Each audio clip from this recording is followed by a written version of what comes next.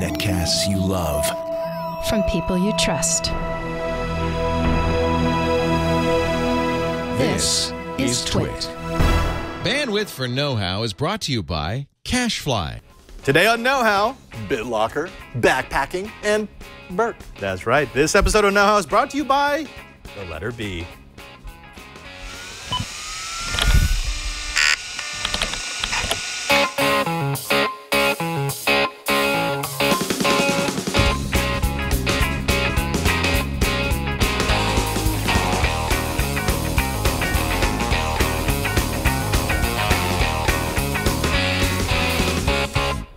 Welcome to Know-How, a Twitch show where we build, bend, break, and karate kick crane jump thing. You know, that move actually really does not work. You know how many kids imitated that after that movie came out? Honestly, you're signaling a lot if you're in a fight doing the crane kick. You're like, hold on 1 second.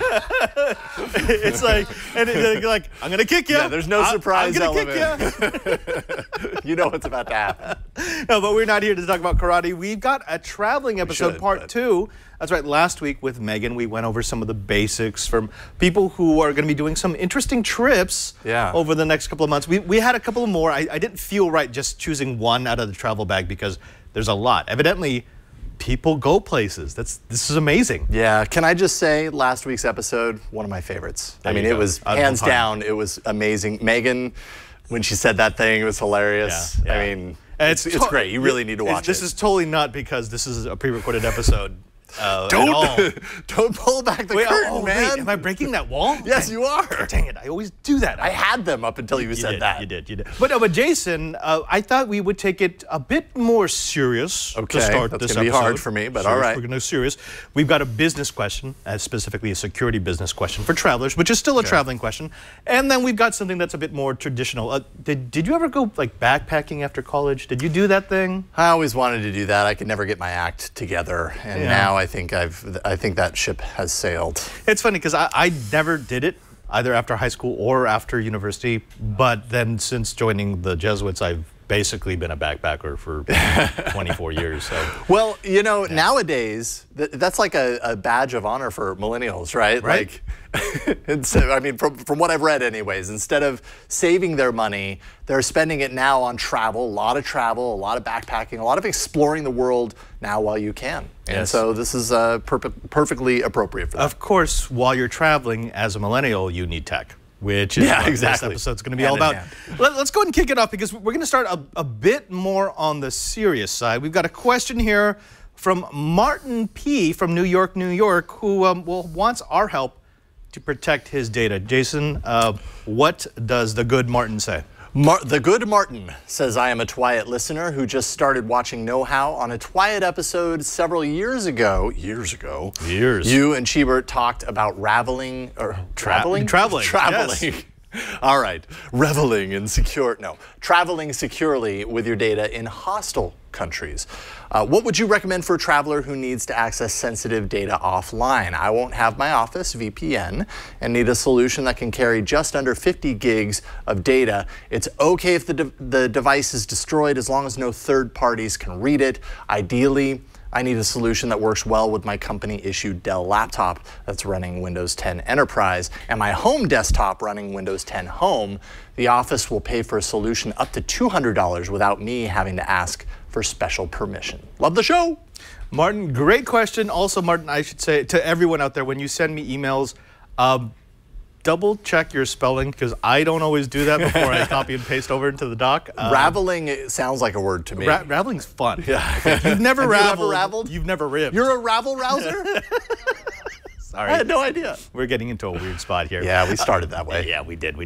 No, but what I wanted to do was show a couple of easy solutions, one of which he already has. He says he can spend about $200 before needing special permission. I understand that. That's how typically expense accounts works. It's like, $50 purchase, no problem. $300 purchase, you need to fill out a bunch of forms. Right. So we're going to get you in underneath that limit. We're going to start you with something super, super simple. You said about 50 gigabytes worth of data, and I understand what he's talking about. Chibert and I, this must have been 3 or 4 years ago. This was a while. We were talking about traveling what we called hostile countries, specifically China. Both Hubert and I have had bad experiences of doing things like putting secure devices, either hard drives or USB drives, into like the hotel safe, and we come back and it's not the same drive. What? Seriously? Yeah, or it's like, this looks like someone's moved it or someone's accessed it. And it's kind of a thing. I mean, you have to be very aware. Paranoia when traveling to countries that are known to do this sort of stuff is not really paranoia. Luckily, there are a couple of very simple solutions that you can adopt that will really help you to secure your data. Now, he said a VPN wasn't really an option for him, and I get it, because if you're traveling to China, VPN can be spotty. They block a lot of VPN tunnels, so that won't be a good thing. That's what my preference is. I prefer to have no data on my local device, so even if they take my local device, it doesn't matter, they can't do anything with it. But if you don't have access to being online, if you can't access a VPN, or if you just don't have internet connectivity whatsoever, you do need to travel with the data. This is the first product that I would suggest that you use. This, if you go to the overhead, Burke, this is the Data Traveler 2000 from Kingston, the overhead, which is over the head. There you go. There we go. The Data Traveler 2000. This is a 64 gigabyte drive from Kingston, and we've got a link here, Burke. This is about $100 to $160, depending on how much capacity you need, all the way down from 16 gigabytes all the way up to 64 gigabytes. This is actually pretty good. It's a USB 3.0 device. It uses AES 256-bit encryption. It's a 6-number pin that you get to input on the keypad here. It's FIPS 197 compatible, which means it will work with enterprise standard security if you've got like an Active Directory running or policy that requires you to be compatible with that standard. It's also OS independent. Unlike a lot of the other encryption methods that we'll use, this is all done in the drive.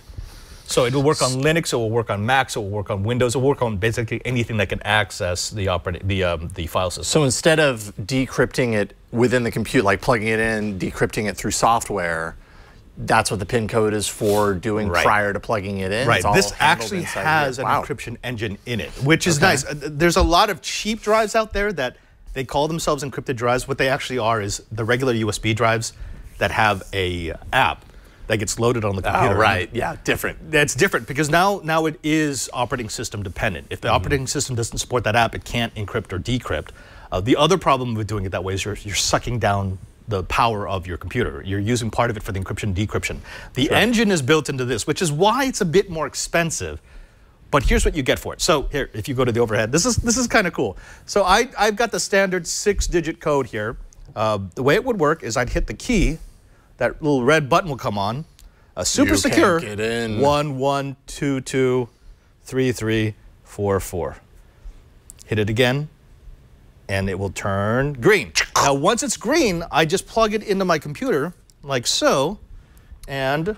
Oh, it's blinking a little bit. You can't see that. It's off screen, but it's kind of and Burke, if you go to my computer, there you go. So it looks just like a USB drive, but anything I put in here is automatically encrypted. Now, people have asked this, oh, well, what happens if I lift the chips off of the USB drive? Right. And for some, that actually would work because they don't actually encrypt, they just protect. So what happens is the code... Like they put a shield in front of it. But, right. It basically turns the controller off, so you can't access the memory. Well, if they pull the memory off, they can still read it. On this, it's encrypted on the memory. So even if they pull the chips off, the key, which is stored inside the hardware engine inside this USB drive, will not be accessible, and therefore they won't be able to read anything. Does that slow down any sort of transfer accessibility? Is there any perceivable kind of slowdown on access? Yes. So if you were to compare this to any of the other USB drives that we use, this actually is slower. And the reason why it's slower is because it has to do with encryption and a decryption layer, and it's not like it's a crazy fast processor in there. It's basically an embedded processor, right? Now, the other thing that you need to know about this is the fact that, well, when you're going to use, if you go to the overhead again, if you're going to use a format like this, this is set up so that 10 consecutive incorrect entries of the PIN wipes it? Well, it doesn't wipe the data, but it deletes the key. And once the key is deleted, it's as good as wiped. you can't ever recover that. Oh, right. Unless you were to be able to get. No, well, I guess you couldn't even guess it. At that point, it's like, there's no way to get into it. It's gone. Forget it. The encryption key is gone. You're not going to access that data. Right. Which is kind of what I like. It also means that if you're in a bind and you really need someone not to be able to access your device, you could just really quickly hit 10 incorrect codes and it will wipe the key. And you can still use the device. It doesn't brick the device, but you'd have to reformat it and then I see. Again. And you'd have to start over. So it's not, it's not like the device is there from that point forward deemed completely unusable. Right. It's just anything you had stored on there, you're not going to ever get. And that's what actually he said, because Martin P said it's okay if the device breaks, it's okay if the data gets lost. In other words, this is not the only copy. You wouldn't want your only copy to be on this encrypted drive. However, if you need to travel with sensitive information, this is a great way to do it, to ensure that only the people that you grant access can read it. Oh, by the way, there's also a mode on this. I can use a different pin, and I put it into read-only mode. So now I can hand it to somebody, and they can read any of the information, but they cannot write to it, so they can't delete anything. So it's kind of a multi-use drive. And they can move from it or copy from it at They that could, point? right. So it's not like, oh, here you go. It's read-only, so you can't do anything, because they could still copy the information off. Right, But yeah. This is one of my favorite. I've actually played around with a lot of these, because I do a lot of international travel. This probably has the highest throughput of all the Iron Key style encrypted drives that I've used. It's also crazy durable. It looks durable. It's I actually, aluminum all the standard stuff. I've put it through the wash. I've left it out in the sun. It's gotten way too hot. It's gotten way too cold. I actually froze one of these in a block of ice once, and it still worked. So. I can't bite through it, so that's good. You've got those adamantium teeth. Yes. Or Razor sharp vibranium. teeth. Razor sharp teeth. Don't come at me, bro. Right. So this is the Data Traveler 2000. This is not bad, and this does run under your $200 budget, and you'd still have a little bit of space to spare. Yeah. Now, I want to show something else, because people may not want to buy an encrypted drive. And the thing is, if you're running Windows 10 Enterprise or Pro, you actually don't have to. Okay, explain. That's a tease. We'd call that in the industry. I'm teasing them. All right, so if you've got any sort of drive, any sort of data unit, so this is one of the devices that we created on Know-How way back. If you go to the overhead, this is actually you created that? Oh yeah, this is an mSATA drive inside of a USB 3 enclosure. This gives me half a gigabyte or half a terabyte worth of storage, and it's crazy fast. Most USB drives will write at maybe 100 megabytes per second, or all the way up to 200 if they're really fast, and at that point they're crazy expensive. This will do 500. Wow. Yeah, we like this, and it's actually a lot cheaper. It's pretty solid. I glued that thing together. It's got a nice healthy layer of glue in there. Okay, we're actually going to use a wonderful little tool that's built into Windows. Ever since, I really started using it with Windows 7, but it's also in Windows 8 and it's in Windows 10. It's called Bitlocker. Now, Bitlocker is a cool tool because, first, it's free if you've got Windows, but also because it's actually quite good. It's AES 256-bit encryption, so it's the same as that USB drive that we just took a look at. It will run on Windows 7 Pro and Enterprise, Windows 8 and 8.1 Pro and Enterprise, Windows Server 2008 and later, Windows 10 and Enterprise, and I'll show you. So what I'm going to do is I'm going to go ahead and connect this little USB drive. Yes. Yeah. It's going to pop up in just a moment here. Okay, if you go to my computer, Burke, there you go. So there it is. It's fresh. It's the local drive D. Actually, let's see if I can increase the icons. Oh, wrong way. Wait. Oh, that helped. Make bigger. Oh, bigger. Oh. Bigger, Jason. Okay. We have the technology. We do. So I'm going to right-click this. And you'll notice there's an option here, turn on Bitlocker. Now here's the rub. Easy. Windows 10 Home can read this. Okay. It cannot create it. If you have Windows 10 Home and you right-click, there is no turn on Bitlocker option. That's because it's a Pro and Enterprise version for Windows 10. Oh, okay. However, once it's created by a Windows Pro or Enterprise machine, a home machine can read the files, it just can't write to the drive. And manage it or whatever. Right. So here's what we're going to do. It's super simple. I'm going to turn on Bitlocker. I'll get this little pop-up in just a second. There we go. Now, I get to choose a couple of things. The first is, how do I want to unlock the drive? I prefer to use the password just because that is far more portable. I can bring that from computer to computer, and they all, as long as I have the password, I'm good. You can also use a smart card. If you've got an enterprise laptop, there's a good chance that you've got the option to use a smart card. I kind of like that because it's another piece of physical security. What is a smart card? It's just, it looks like a credit card with a chip in it. Oh, okay. Yeah. Or you can have like a USB device like the Fetchian that we took a look at a while back that has encryption built into it. So it kind of verifies who you are. But in this particular case, we're just going to use the password. So I'm going to use my super secret password, 11223344. Burke, make sure you blur that out. Blur out those dots. Get rid of those dots and cut that audio because, you know, otherwise everyone will know my banking passwords. Now, I get a chance to back up the recovery key if I want to. I can save it to my Microsoft account, which is nice because then it will be in the cloud. I could save it to a file and then put it on, say, a separate USB drive, or I could print it. I could have a printout of the recovery key. Now, this is in case I mess up and I need to get back in. Right. I'll still have that way to sort of get back into the device that I messed up. One thing, though, if you're going to do it this way, if you're going to either make a physical file, well, not physical file, but a file that will be put onto a physical device, or print out a physical copy of the key, don't keep it. Yeah, you probably don't want to keep it in the same place because then what are you doing? Yeah, it's too easy. That's ridiculous. That's like people who leave a Post-it note with the PIN number for their ATM. Around the ATM card. Don't do that. That's exactly it. Bad. I'm talking to you. Bad. Okay. I think everybody that watches this show isn't doing that. But I'm giving you the benefit of the doubt. If you are the one person who's doing that, please write Jason at twitter.com/Jason Howell and tell him, no, I do that all the time.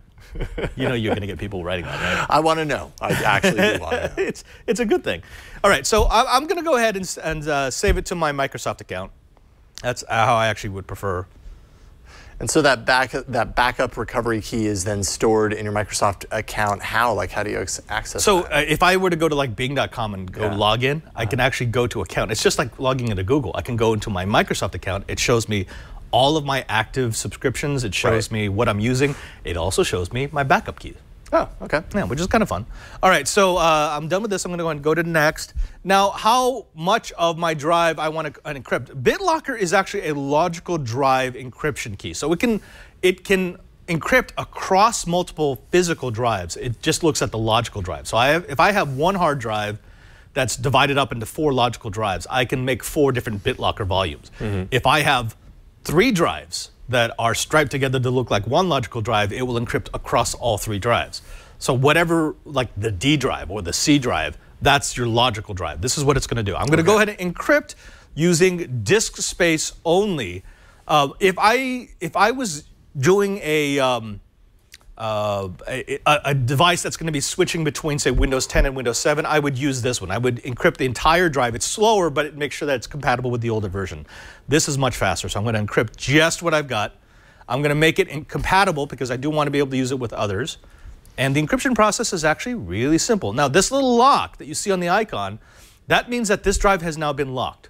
If I remove it... Even though it's unlocked in the picture? Right. Well, it means it's been BitLockered. If I remove it, though, it automatically locks. So there is no locking process. It's not like I have to tell it, okay, now lock. Right. It's encrypted, and if by default. Yeah, go back to my computer. So if I pull this... Well, you just won't see it anymore when you pull it, right? If I pull this, then I kill this little... Don't kill it! The HDMI adapter, which is wonderful. We love it when that happens in the middle of a demonstration. That's a bummer. It's like it confused it. Yeah, pulling the USB device from it. Well, we're having this little problem in. But I mean, even when you pull it, though, you're not going to see it in the list, right? Because it's not there anymore. Right. When you put it back in, you'll see it with a lock. When I put it back in, it will actually ask me for a password. Got it. There we go. So I'm going to go ahead and plug this thing back in. Like so. And it's got to discover it. There we go. See, the drive is not accessible until I'm going to go ahead and put in my password 11223344. No, go ahead, stay on that screen. There we go. And once I do that, I will go ahead and it will give me the option to now bring it up. Oh, come on. Come on, Windows. Cooperate. There you go. So now it's back. Oh, okay. Yeah. So it's super, super simple. And if I'm hooking this up to, say, the Windows 10 Home, because he said he has the enterprise laptop and then the home desktop, if you hook it up to the home machine, what will happen is we'll ask you for the password. If you put in the password, you can read all the files. You just won't be able to delete or copy onto the drive. Right. However, you could still copy off the drive, work on it, and then, say, send it to yourself. Cool. Not, I mean, that's a nice feature to just have baked into the OS. Precisely. And not to have to go, searching for open source software that does this or whatever. Precisely. Precisely. Very nice. Now, if he had asked this question 2 years ago, I would have told him TrueCrypt. TrueCrypt was what I was using. Yeah, that's what I used to use, is TrueCrypt. Why wouldn't you recommend that now? They deprecated it. Basically, they abandoned the project. Okay. So, yeah, I mean, don't do it. There's other open source projects, but TrueCrypt really put that bad taste in my mouth. It's like, look, if I'm going to invest in something, if I'm going to use it, I want it to be around for a while. Yeah, absolutely. Especially because you're trusting it with your most important stuff. Precisely. I mean, technically, you're going to the lengths of encrypting it and protecting it. You want to make sure that it's around for as long as you need it to be around. Well, I mean, if the project dies and I can't get updates, or something breaks and no one's supporting it, man. It's the same thing as you just deleted my data. Yeah. It's all encrypted. I can't access it. It's gone. Absolutely. So, yeah. The other thing is I created this just because we were doing it as a know-how project. You don't have to make a super fast USB drive.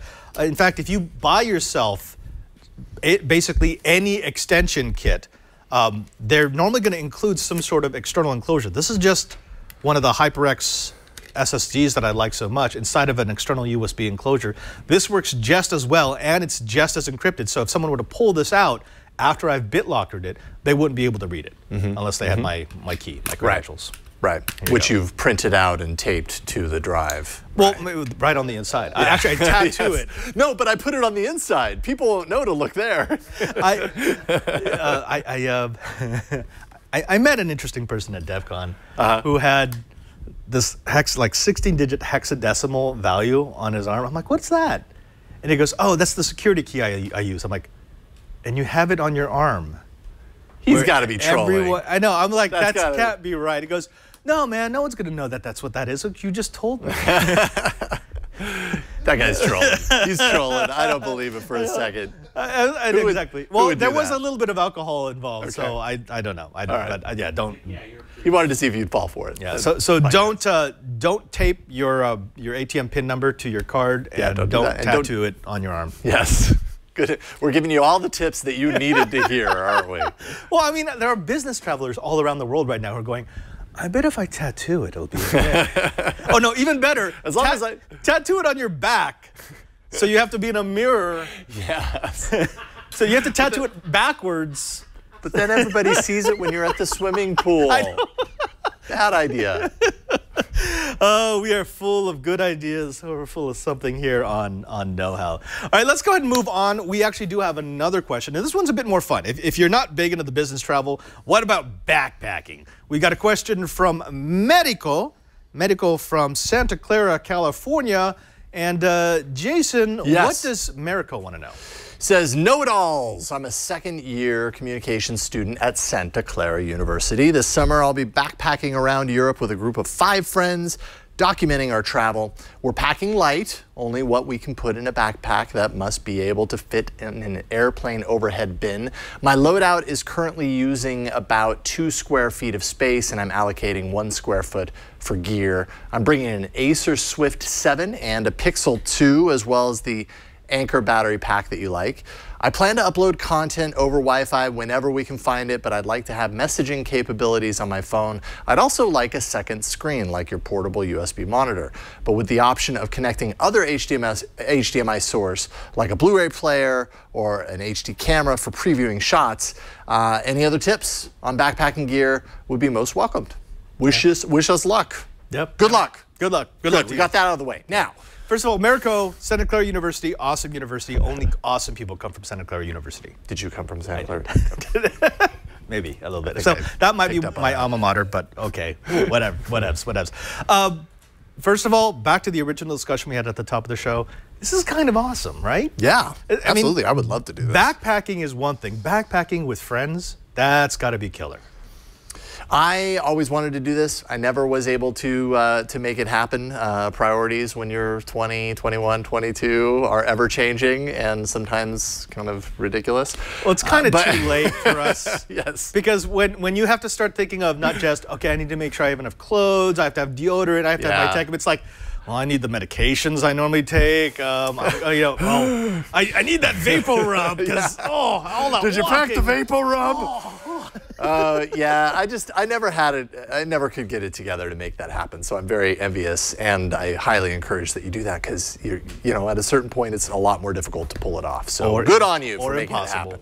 Impossible. Yeah. I'm sorry. Well, you travel differently as you get older. You don't travel in the same way. I'm actually serious about that. Now I have to consider, well, gosh, I don't think my body could go through that. Yeah.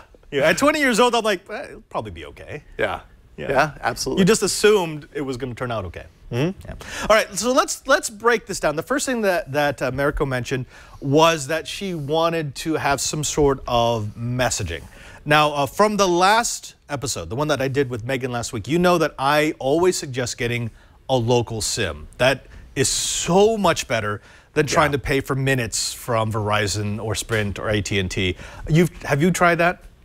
No, I mean, I haven't been okay, let me back up. On T-Mobile, I had a prepaid plan up until very recently. Now I'm on Project 5, which I understand is very good for travel.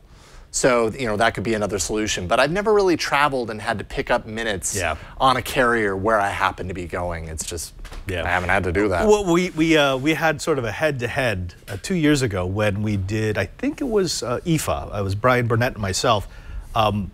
He went through the rigmarole of contacting Verizon and making sure he bought a package that would work in Germany. And this is just one country. And I just went, because I do this all the time. I'm like, oh, Germany, I can just buy a SIM in the airport. It takes me all of 5 minutes. And it costs €25. And it was like 8 gigabytes of data and unlimited voice for a month, which was fantastic. I mean, it comes out to about, at that time, at that rate of, what do they call it? Exchange, it was about $30, 30 USD. He paid $110 and got like a gig of data and maybe 300 minutes of voice. It was just like, no. That's crazy. So if you're willing, again, the SIM cards I love, and you can always get them at the airport. In fact, the only airport, and I mentioned this last week, the only airport I would not suggest buying a SIM from is Rome. Don't do it. They're thieves. They're absolutely thieves. Barcelona, Berlin, Tokyo, even Mykonos in Greece, the SIM cards that you buy in the airport are basically the same price as the ones that you might buy at a vendor stall. Okay. But in Rome, if you try to buy a SIM from an airport, it'll cost you like €200 versus €5 buying it outside a stall in front of St. Peter's. Right. And it's the exact same service. So, yeah. Now, one thing I'm picking up on here is that Mariko is bringing a Pixel 2, which means that really you could go the Fi route. Like, why not? Fi is known to be a really great way to go if you're doing a lot of traveling. Yep. And the Pixel 2 has the eSIM already inside of the device. You sign up for a Fi plan before you go, which you can cancel anytime. I think it's just month to month and you can cancel it, right? Yep. So you sign up, it's a $20 minimum for unlimited data, unlimited text. I don't know how that translates to when you are traveling, if it's unlimited over there. Right. But worth looking into anyways as another option. Instead of doing it there, pick up a Fi plan if the numbers work out for you, and then you don't have to worry about it. You already have the phone that's perfect for Fi. Well, I mean, she's got a unicorn. I mean, the phones that work with Fi are very limited compared to the number of Android phones that are out there. So you've got one of the compatible phones. Try it out. See if it works. Yep. The other thing is, if she didn't mention what her carrier currently is, if you use T-Mobile and if you have a not the pay as you go, but I get to call it month to month or yearly. If you have a yearly plan, you get free international texting. Okay. So if you're really just looking for messaging, that continues to work. That's actually just part of your plan, so you don't have to buy anything else. There is one other alternative, Jason, and that is this. It's not really new. We actually took a look at it last year. It's called ChatSim, and the whole idea is it's a product that you can buy, It's just a SIM that you can drop into your phone, and it works basically everywhere. You pay one flat fee a year, and we go. But instead of talking to me, why don't we go ahead and talk to one of the people from ChatSim? Let's take a jump in the Wayback Machine and check out CES and ChatSim. Let's do it.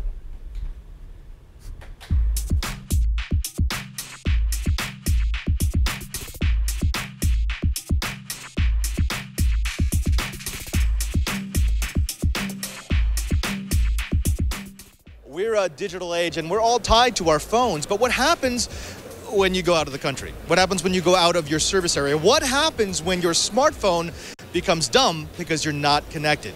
Well, you could get yourself an expensive data plan. You could make sure that you're always within range of a Wi-Fi access point, or you could get ChatSim. I'm here with Pierre, who's going to explain what ChatSim will do for the connected generation. Pierre, what is ChatSim? Okay, we're the world's first global service provider for chat applications. Okay, what that means is that we allow you to use all your chat applications, so Facebook Messenger, WhatsApp are the two principal ones, but also if you're an Asian, WeChat, which is another billion people use WeChat, and that's now 5.3 billion people use those chat applications. So we only allow those applications to go through, but you can use them in 150 countries, okay, for a fixed price per year of $15. And for that's the text and emoji for $15 unlimited. But if you use WhatsApp and you're used to sending pictures, or you like sending video clips or making VoIP calls within the app, then we activate multimedia on your SIM, and for another $15 we sell you 2,000 credits. So you send a picture, it's about 4 credits. You make a small VoIP call of 30 seconds, it's about 4 or 5 credits. So basically you can then just use your chat applications like you're used to using them in 150 countries without changing your SIM card. I can't tell you how impressed I am with this solution, because we are accustomed in the United States of being able to go coast to coast, and you can always use your phone, your service. There's enough partnerships that you're going to be able to use one cell tower and another cell tower to get back to your provider. But once you go overseas, all bets are off. In fact, in the last 6 months, I've been in France, in Germany, in Italy, in Asia, and it's sometimes tricky because you get that ominous text from your provider saying, warning, you're roaming, it's going to charge you 65 cents per text or $15 a minute. If I have a SIM that I know I'm covered, that takes all the guesswork out. It's not only that, but we did a lot of experimenting before we launched the product, okay? And when you're roaming, 90% of the data is used by the background apps. So you're paying a huge amount of money for the data, and guess who's using it? Google, Facebook, to talk to their servers, to talk to their ads, right? And you're paying for that through the nose. So we block all that. So that's one of the things we do, is we block 90% of the background data, so only these applications get through, the chat applications get through. That makes a huge difference. That's why we can get the price point where it is. One of the things I'm looking forward to is I have a dual SIM phone, and I use that because I always keep my original SIM and then I put the SIM from the international carrier, and that's always just for text, because I don't do any of the data-heavy functions when I'm overseas. If I have a chat SIM in there, I can actually tell my phone, this is a OnePlus 3T, use that SIM just for chat, just for these messages, don't use it for anything else, and that makes my device so much more useful. Well, we do, I mean, one of the cases we've done is through a lot of Asia. A lot of Asian phones are now dual SIM phones. And we think that's a move which will actually come to the US. If you say to someone here, dual SIM phone, they look at you and say, why do I need a dual SIM phone? In Asia, they understand this. In Europe, they understand this more and more. But the Asians are having trouble selling their dual SIM phones here for exactly that reason. So we've done a deal with some of the Asians where they actually they insert a chat SIM in that second slot, and they sell the phone to you as a world phone. So it's exactly that thing. So they say, hey, here's a phone you can use in 150 countries. You know, that's a different proposition than saying, buy a dual SIM phone. And because it's only $15 a year, it's really something you should kind of keep in your pack anyways if you're going to be traveling internationally. Oh, can you please tell the folks, if they're at home thinking, that's something I should get, or that's something I'd like to put in an old phone just so I have a dedicated chat machine, where should they go? Okay, well, this is what you get, and you buy it on Amazon in the US. So if you're on Amazon Prime, it arrives in 24 hours. That's $30, and that's the SIM card, which is a one-time purchase of $15. See the SIM card there, which is pre-punched for all the phones. You don't need to worry about it not fitting into your phone. Okay, and then the first year of text and emoji is included, unlimited. And then you activate it. You go online, you activate it, and then if you want to add multimedia, and about 70% of the people do add the multimedia, and then it's done. Then literally you have it. you get on the plane and you're going to, I don't know, Australia or Bangkok or somewhere nice and exotic, hopefully. Or it could be Canada. That's pretty exotic too, you know. And you just, in the plane, you pull one SIM out, put the new SIM in, and it lands. And already when you land, you'll be able to get off the plane, open your WhatsApp and say, hey, Mom, I've arrived, you know. Pierre, thank you very much for your time. Thank you very much for your tech. We're going to try out ChatSim, and we're going to let you know exactly how it works on Twit TV. Folks, you could overpay, you could get overpromised, or you could just chat.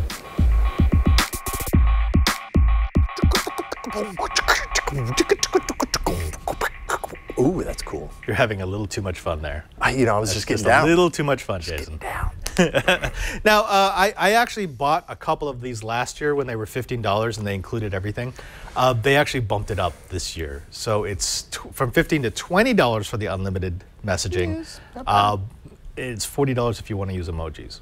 I was going to say, I saw on their landing page for unlimited text messages and emoji. Yeah, that's like, oh, wait a minute. But okay. Unlimited emoji? You got me. Yeah, don't focus on that. Focus on the fact that $40 for a year of messaging on any of the countries that they list is pretty dang good. Absolutely. Yeah, and I mean, you can actually go to the website. It'll show you the coverage map. The coverage map is awesome. The other thing you need to know about this is you might be thinking, oh, I can just continue to use like Google Hangouts or I use iMessage. No. So you do have to actually use one of the apps that the network allows you to use. And that right now it includes WhatsApp, which is huge. And actually, with everything that Google's doing to Hangouts right now, I'm kind of thinking about just getting over. Yeah. Because WhatsApp's been pretty solid. Absolutely. Whereas Google keeps messing around with their messaging app. Never really know what you're getting. Yeah. Well, but I mean, you know what they really need though? They need another messaging app and they need another payment app. If they could just do that, I'd be happy. And maybe another video messaging app too would be great. If you don't know what we're talking about, you need to watch All About Android every Tuesday at, what time is it? 5 p.m. Pacific. There you go. 8 p.m. Eastern. So WhatsApp, Telegram, BBM. BBM. Do people say BBM? I don't know. I don't know. I'm sure somebody does. Facebook Messenger, which is actually a big one. So a lot of people do use that. I don't because I like battery life on my phone. WeChat, QQI, Line, Hike, Kakao, and Bip. Bip. Never heard of Bip. Bip. I have used Kakao. just because I really like the name. It's a nice name. It's fun. It's fun. Right? Yeah. So that's ChatSim. Check it out. If you are backpacking, that's at the very minimum, what you can do is just keep it in your bag because it does not activate until your first usage. So you can actually have one of these in your backpack until you need it in an emergency, and then you've got a year of messaging. Oh, that's really nice. That's kind of cool, right? Yeah. It's like a little travel insurance policy. Yep, absolutely. All right, there are some other parts of Mariko's kit that she did mention. She did mention that she's using the battery that I like, which is this. So this is this Anchor battery that we took a look at last week. Yep. I like it just because it'll also charge my laptop, but if you're not looking for that, if you're not looking to charge your laptop over USB-C, there are much smaller versions than this. This is 1.3 pounds. It's crazy solidly built. I mean, it's like a solid billet of aluminum. Oh, so heavy. But it does contain a ton of power. I mean, if I'm just charging my phone, that battery will last me the entire month. Yeah, this is nice. It feels solid. It feels solid. This is going to survive banging around in your bag while you're traveling. Yeah, and it's also a self-defense weapon. You can, sort of swing that thing around. It's you're going to give yourself a concussion. Ow. Yeah, got a bump? Yeah, you deserve that, Jason. The other to the test. Look, we're professional around here, okay? This is what we do. In the head test, Jason said, ow. Yes. 2 owls. ... That hurt. Something else I might suggest is picking up a solar charger. It actually really does make sense for her because she's backpacking. This is like specifically what these things are designed for, not just for some guy who might want to set up in his office because, hey, it's solar. This is the Secure. We actually took a look at this before, if you go and get to the side view. Yeah, we took a look at this before. It's a 12-watt solar panel charger. What I like about this is it's ruggedized. So you always have to measure how much power it can create versus how fragile the thing is going to be. This is going to be in a backpack, so I mean, you need something that you can really kind of bang around. This is it. It's about $100 from opticalplanet.com. So just go and jump over there. 10 amp hours of battery storage, 12-watt solar panel. That's two 6-watt panels. built into this thing. Dual USB ports at 2.4 amps, which is really kind of nice. And if you see the fold out, yeah, so these are like polymer covered.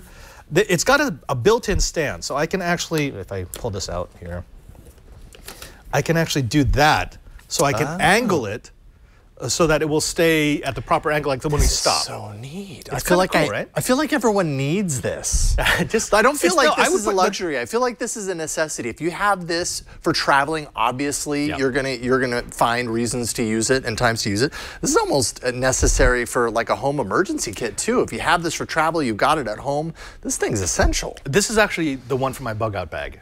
Yeah. So I do have it because you're cool. always going to have a little gadget that might need a little extra juice. You know, the emergency radio or the phone. I mean, the phone is a great survival kit, but it's going to run out of power. Absolutely. How long does this take to charge up the internal battery? Oh, depends how much sun you have. So that's whenever you've got a solar product, it always depends how much direct sunlight can you give it. Right. You can completely charge the internal battery here in about a solid day of good sun. Okay. And then the cool thing about this is this. This is, I think this sets it aside from a lot of other products. This is a little waterproof pouch. So you can actually put your phone in here, connect it to the charger, and then zip it back up. And then it'll be protected from the elements wherever you happen to be. Maybe you're jumping off a waterfall. Don't do that. Marico, don't do that. Don't do that. Don't do that. Try not to anyway. Especially with all your gear, because you got a laptop in there, remember? No, but the other cool thing is, and this is what I really like about this, these eyelets. You can hang it. Right, hang it off the back of your backpack. Yeah. So as you are hiking, you're actually charging. I need that. Okay, so how much is this one? This one's $100. Sold on this. It's a little more expensive than some of the other products, but I've tested a lot of the other products. There's this and the Anchor ones that I like because they're ruggedized. I had 4 other kits that I did the rundown with. The 3 of them broke, so the only ones that survived was this one and the Anchor. Where is the battery? Or the battery would be in here? Oh no, so the battery, this is the battery. So right here. That tiny little thing is the battery. Thing. That's a little battery. That's crazy. Yeah, it's unfortunately it's been in my go bag for a year now, so it's completely discharged. But you know, a day out in the sun. And then if you want to top it off traditionally, you can, right? Can you just plug it in and? Yeah, there's a little adapter. Okay, for that. nice. Yeah. So but I mean, why would you do that? You've got the sun. The sun's well, free, yeah, man. but at the beginning of your trip. Why do you hate free, Jason? When you're staying at the hostel. And you have a I've seen that movie. Plug. No way, man. No, that movie painted hostels in a bad light, okay? Although, having stayed at hostels, not completely inaccurate. Most of those are pretty shady. No, don't do it. Don't do it. Actually, how do I close this now? I'm having a senior moment. See, this is what happens when you get older. This is not hard to do. All right, so let's move on from that. So we did the tech part. We have a way to keep her connected. We have a way to keep her charged. She also asked for some other secrets, maybe, that we've learned over the years. Well, let's look at my power bag, shall we, Jason? Yes. Yeah, because what I like to have in my travel kit are things like this. This is paracord. If you go to a side view here, some of the strongest rope that you're going to be able to get, because this is actually used in making parachutes. That's paracord. Incredibly useful. I always have a bundle of this in every go bag, in every travel bag, because you never know when you might need it. You never know when you're going to need it. But this is useful. What makes it crazy useful is when you combine it with things like this. You may know this is not a climbing carabiner, this is an equipment carabiner. If you try to climb with this, you would die, so don't do that. But I always have about 10 of these in every bag I travel with, along with paracord, because I can cut lengths of this. I can use it as laundry cord, I can use it to hang pieces of gear off my bag, I can use it to secure things that are broken. Incredibly flexible. And I always like to have a couple of things in my kit that in case stuff goes wrong, at least I have some raw materials to work with. Right. And these are great raw materials. Absolutely. Now, again, these are not climbing grade, because climbing grade carabiners are huge and ridiculously expensive. But they would actually, you put 3 of these together, they would support your weight. Sure. Not my weight, but it's your weight, definitely. Yeah, I mean, these are good for, you know, if you've got one of those pack-away hammock things, these are good for kind of securing around a tree for that sort of thing. Oh, and by the way, Baris in the chat room, he kind of poshes at our can't climb with it. You're right. You actually can't climb with these once. You can until you can't anymore. Until you can, and then you never will. So yeah, don't do and it. then that's the end of your climbing. You actually could climb with this paracord. Even I could climb with this paracord. This is rated for 550 feet. I wouldn't 550 pounds. I wouldn't want to, just because it's not what it's designed for. Because you start to fray it, and then it's the same thing with the carabiners. Yeah. But again, you nice want confidence. and strong. You want confidence while you're climbing. Right, right. You actually had something that you thought should go into her kit. Well, I mean, mainly because I've been reviewing it, and actually on last week's new screensavers, you can find my full review of this. But I have the Zolo, which is a sub-brand of Anchor. Wow, that's completely unplanned. We got a lot of Anchor today. Yeah, Liberty Plus earphones, and so. You know, we've heard of the AirPods. These are Bluetooth 5 earphones. These just kind of do a happy dance on top of the AirPods, right? Well, I don't personally. I don't think they look nearly as nerdy in the ears as the AirPods do. Wait, are we going for that?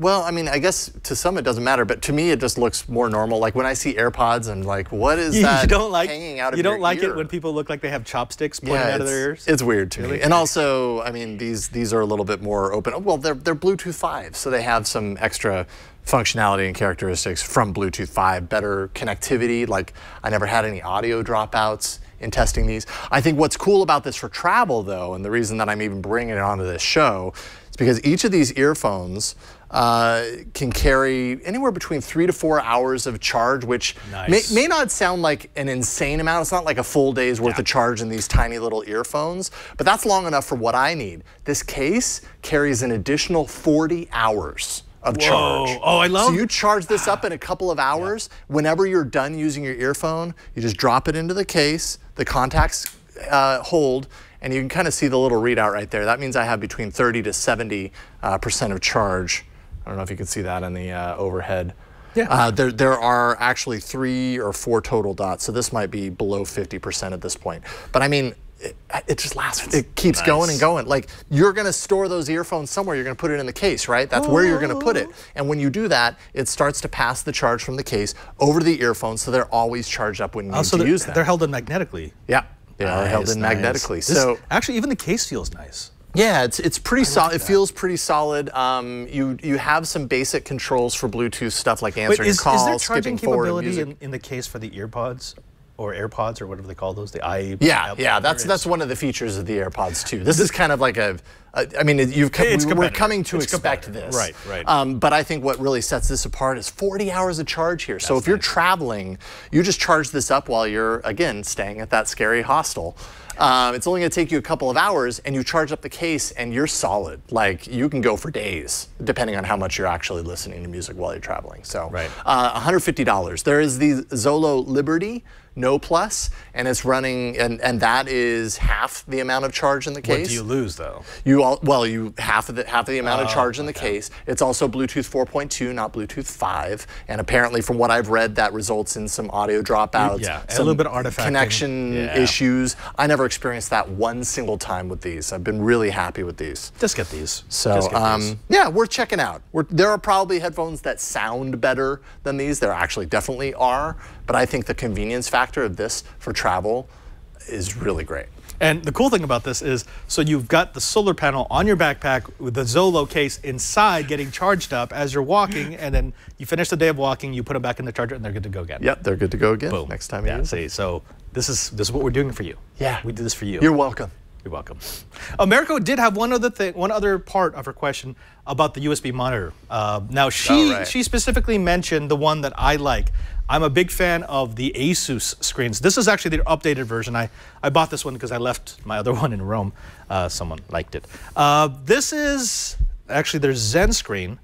Now the nice thing about this is I think if you go that's a big screen to backpack with. Yeah, if you go to the side view.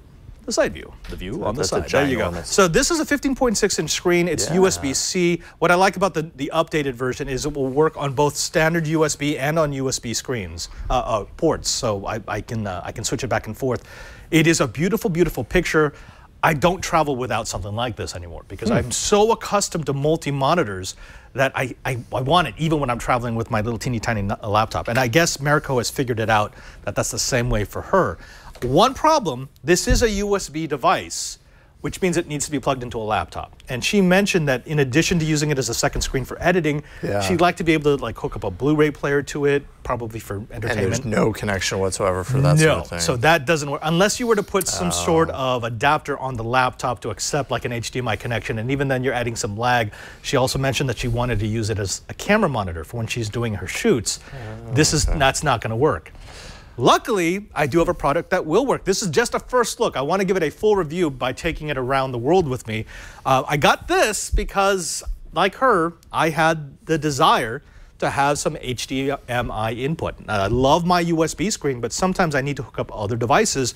This is the G-Chick. We don't have a link there, Burke, because this is, again, just a first look. This is about $350. It's way more expensive than the other device. However, the cool thing about this is it does have HDMI. It's got this integrated stand that lets me choose different positions based on how much angle I want. So if I want a lot, I want a crazy amount of angle, like that, or all the way up like that, which is kind of cool. In this case, I'm going to go flat for now.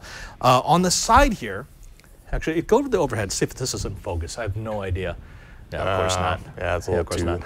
Oh, wait, wait. It's on manual. It's on autofocus. There we go. Wait, no, stay here. Stay with me. Stay with me. We're okay. There we go. There we go. So this is what I've got. I've got Stop it! Yeah, it needs more area to focus. There we go. I've got HDMI, I've got VGA. This is just the power connector. So it uses USB-C power, and it even has a headphone out and speakers. So if you wanted to hook up a gaming console to this, you could. If you wanted to hook up your Blu-ray player or your laptop or a camera so you could do preview mode, this absolutely works. It's also a 15.6-inch screen, so it's just like the Asus Zen screen. It's a tiny bit heavier. It also has a docking option that I can use here on the back in case I want to hook up like a full-time switcher to it. It's a phenomenally flexible product. I'm surprised I haven't found this till now, because I've been looking for this kind of capability forever.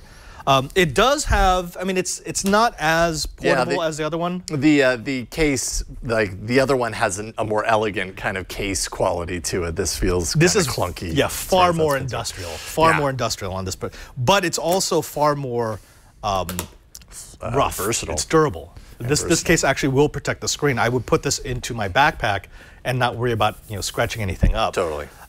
But again, the big thing is the fact that I can hook up things other than my laptop. That is an amazing capability for a device this small.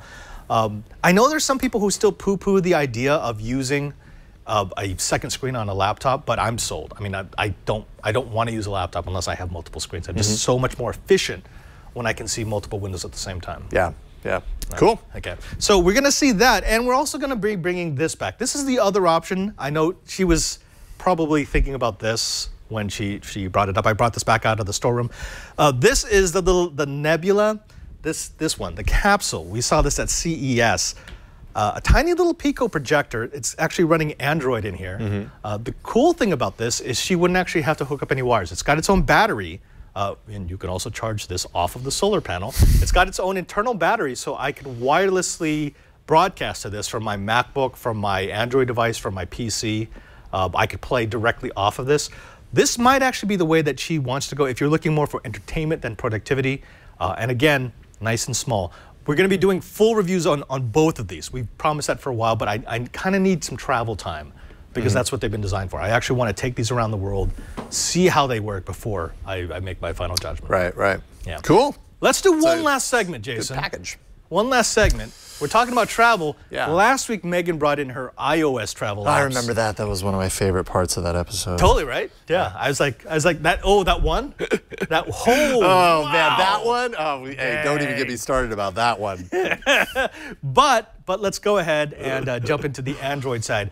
What apps should she be running on her Pixel 2? All right, well, so I kind of went through and dove into both my mental archives and then all about Android archives, because we've had a ton of apps, over 350 some odd episodes, 4 apps per episode, a ton of travel apps. And I was like, yeah, I got to remind myself of some of the really cool things that you can find on Android as far as travel is concerned. So some of these you've probably heard of, and I'm just going to start with Google's apps, because Google actually offers a couple of essential apps as far as I'm concerned. You could probably find these on iOS. Well, I know some of these you can anyways. I don't know about one of these, but anyways, one of my all-time favorite apps, period, hands down, end of story, is the Google Maps app. Yes. That feels like a softball app to throw in there, but quite honestly, it's just a workhorse. You know, for navigation, you've got walking directions that you can do.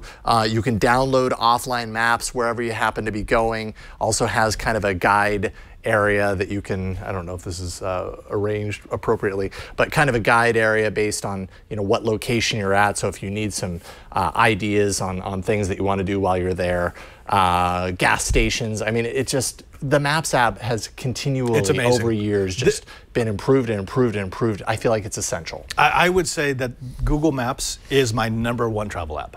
Yeah. Because I can download Certainly an entire country into my offline memory, and I've got everything. So even if I don't have connectivity when I first arrive, I can at least make my way around the city. Yep. Which is, it's amazing the fact that it's free. It won't I know, cost me anything. It almost kind of like, wait a minute. With Google, free means you're giving them all possible data about your entire life. But anyways, if it's worth it to you, it's a great app. Which I will say this.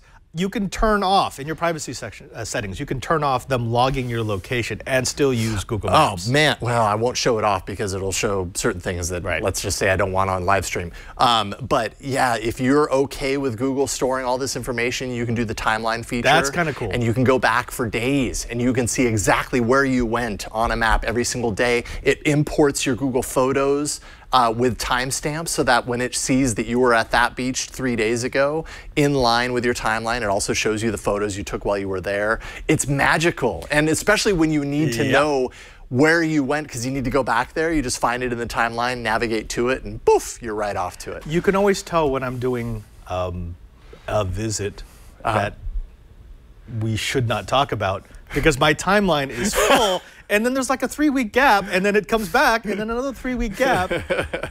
and I've been trying to convince them, I'm like, you know, the fact that there's a gap there tells people more than if there's no gap. Yeah. So what do you want me to do exactly? This is a little bit of a side tangent, but this is the perfect place to talk about it, because every time I use Maps in this way, I think of this. If I was on Google's marketing team and I needed to create an advertisement for Google for the Maps app, I would show somebody traveling the world, right, and using it, you know, okay, G, take me to this beach or whatever, and they're going, the family's, you know, all having fun, they're doing all these things, and then at the very end of it, they get in the car and they go, okay, G, navigate home, and it just goes bloop, and it points them home, and it's just like, and it even knows how to take me home at the end of it all. How have you not given this idea to them? Oh, actually, I think I just did. I've been thinking about this for a few years now. I'm like, man, if I was on the marketing team, this would be the perfect ad. If you see that ad on TV, you know where it came from. It came from Jason Howell, folks. I'll go ahead and pop my collar, because... No. Okay. All right. So that's just one app that you've probably already heard of. So it really is a good one. One that maybe you haven't heard of is called Trips. It's another Google app.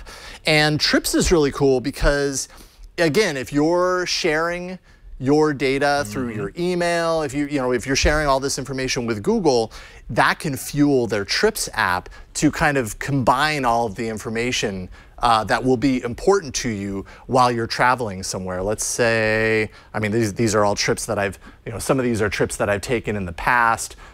This is a good one because it's in the past, Lake Tahoe. I can go in there and I can see kind of any reservations that we had associated with that trip. The hotel that we stayed at actually was an Airbnb.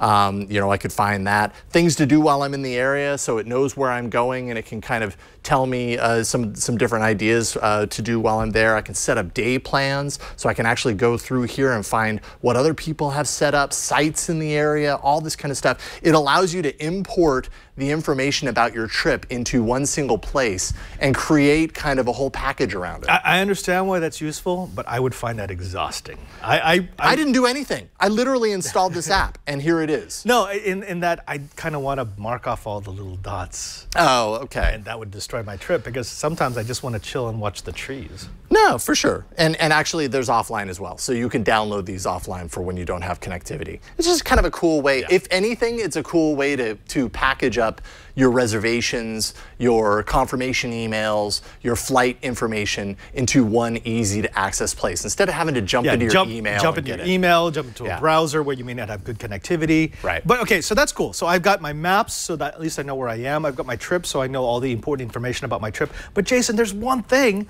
that I know there's never been an app for and there never will be an app for. And that's the fact that I'm going to countries where I may not speak the language. Ooh, I like where you're headed with this because guess what? Google has that covered too. Google, all-knowing Google knows how to translate with the Google Translate app. It's almost as if I have a list of the apps you're going to talk about. I think you're staring at my notes. Stop it. No, Translate is great. Translate, though, is an app that I can safely say and admit that I haven't actually used in this. Oh, I use it all the time. In this way, I've never gone traveling somewhere and been like, gosh, how do I say this? And then use Translate. It has a mode where I can actually, it's right here, conversation mode, where if I'm going somewhere that's where they speak Spanish or whatever, I can hit that. Where's the shoe store? Por favor, dígame dónde está la zapatería. There you go. Hola, ¿cómo está? Oh, see, so it does a conversation mode where I speak in my language, it tells you what you will understand. You speak in your language, it will tell me what I'm going to understand. So it's kind of cool like that. You might get a few strange stares when you're passing your device back and forth in the midst of that. You can also save phrases like, apparently I'm really interested in shoe stores because in my phrase book I have saved, where's the shoe store? ¿Dónde está la zapatería? So I could save that in there. I can take pictures if there's a sign and I can't read the sign. That's the part I love. In fact, when I was thinking about Google Glass, that was the one thing I actually wanted them to bring over. Because I'm like, if I could walk down a street in Italy and look around and automatically all the signs are translated, and like that's worth the price of admission. Yeah. This still works, but it's kind of clunky walking around with a phone and like, okay, what's that? What's that? And you can do the live. You can either take a picture of it or you can do it just live pass through, and that's really cool. The Translate app does a lot of really kind of magical things when you think about it. It translates between 103 languages. It's just really cool what it can do. I've just never been in a situation where I've needed to use it for that, but I can imagine if you're overseas backpacking or wherever you happen to be going, this is a good one to have installed in case you need it. Indeed. All right, so that's Google Apps. Let's get out of the Google world a little bit. No, I like the Google world. Google world's great. Don't get me wrong. I could spend many shows talking about Google. In fact, I do every Tuesday on All About Android. Wait, what time is that? 5 p.m. Pacific, 8 p.m. Eastern. Oh, and if they want to find old episodes, they could go to a page, right? twit.tv/AAA for All About Android. I'll go figure. That's weird. All right. Anyways, okay, so here's 5 apps from the archives that I've actually liked in the world of travel. First one is called Skiplagged. Oh. Skiplagged, if you've never heard of it, is a multi-service airline search for booking airlines. What's different here is that it includes something called hidden city fares. Do you know what those are? I cannot do these. Yes, so there are a lot of flights that have a layover. That if you try to fly to the layover, it will be far more expensive than if you fly through the layover city. So what you can do is you can actually find the hidden layovers and get off at that particular airport and save yourself a ton of money. That's it. One problem, and this is why it affects me. If you have an airline loyalty program that you're running, like for me it's Medallion for Delta. If you do that, they can actually cancel your frequent flyer account. Wow. Okay, well that's a good asterisk to add on. Know that. Yes. Yes. If you don't have that though, there's nothing stopping you. It's not against the rules to do this. So, I mean, maybe it is for those particular scenarios. They don't like it. For a general public, there's nothing stopping you from really doing this. Skiplagged allows you to book with that in mind, and you can actually save some money in the process, on over a traditional cost versus doing this sort of hidden city approach. So just kind of a good way to do that, that type of booking if you want to save some money. Another one for booking that I like is called Hopper. Ooh. And Hopper is around, here, let's see. Did you here. delete the Hopper? Oh, okay. Hopper is around predictive pricing. So Hopper analyzes kind of over time the history of pricing for what you're booking and allows you to say, this is what I want.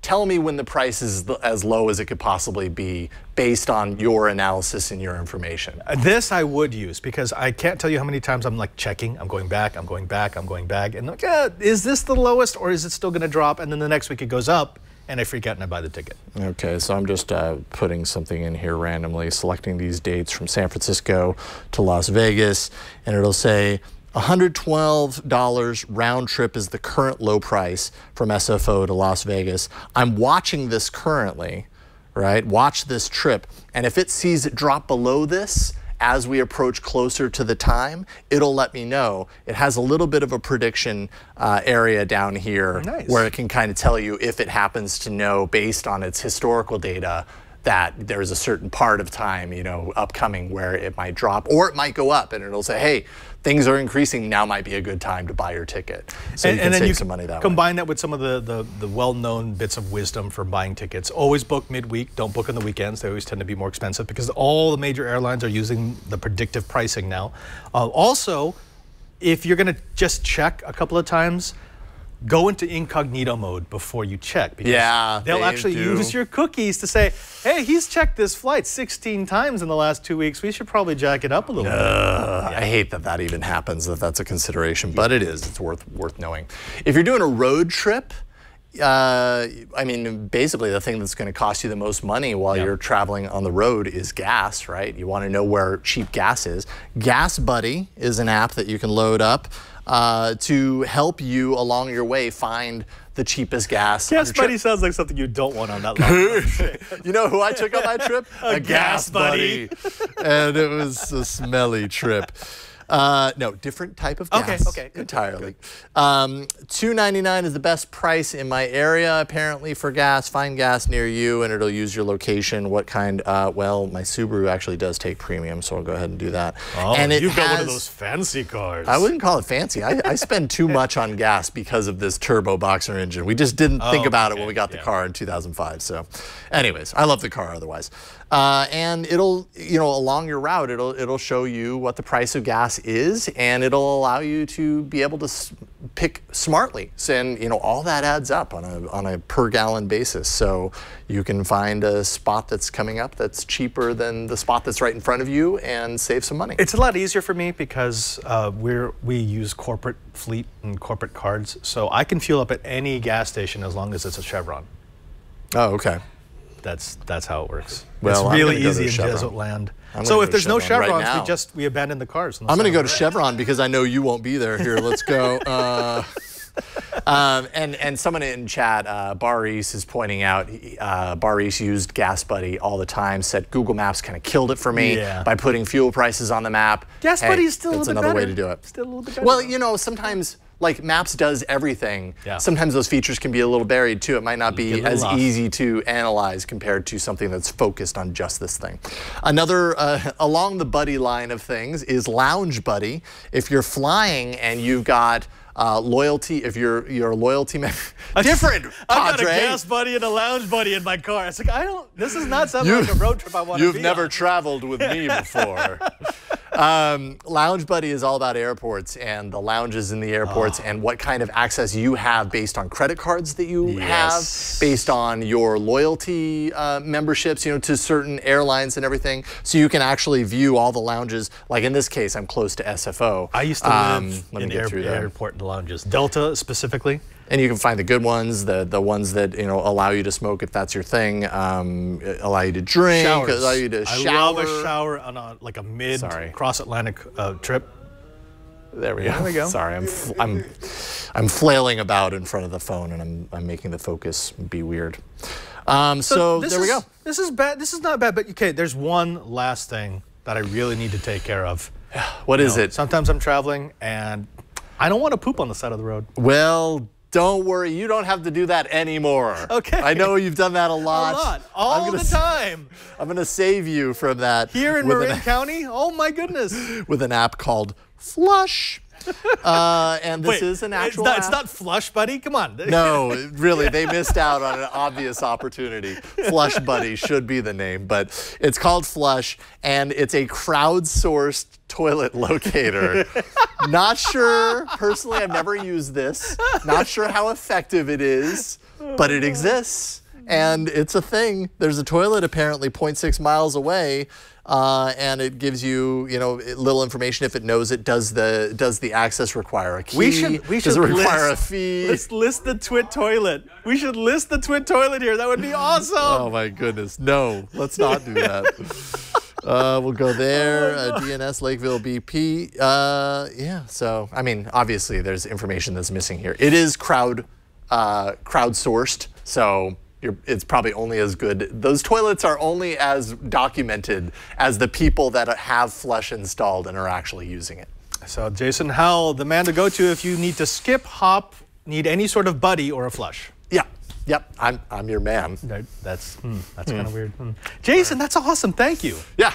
Yeah. Oh, folks, we realize that this has been a lot of information. We've thrown a bunch of stuff at you, everything from the Bitlocker to the backpacking to some apps.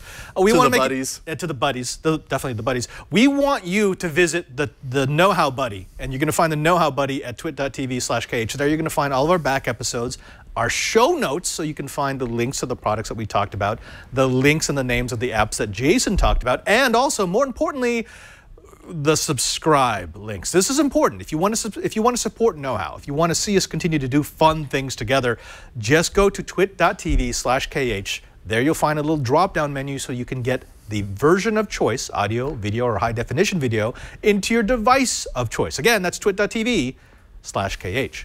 Also, don't forget that we're on the socials. Specifically, we're on Google+. Just go over to Google+, look for Know-How, ask to join.